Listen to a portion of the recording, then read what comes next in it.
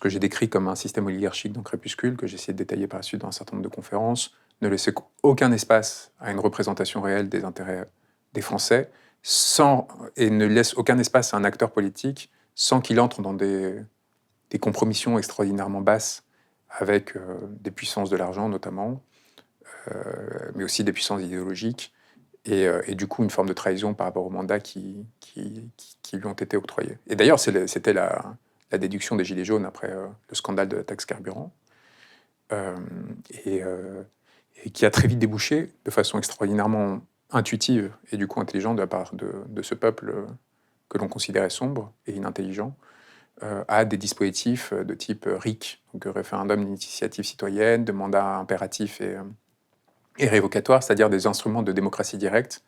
qui leur permettent de ne plus être dépendants de cette petite caste de représentants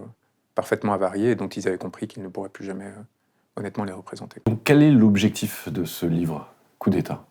Donner des instruments au peuple pour retrouver sa souveraineté. Alors c'est une façon un peu... c'est une périphrase. Abstraite de le dire, mais c'est un manuel, donc ça donne des instruments, et ça permet de sortir de la théorisation intellectuelle assez, j'allais dire infâme,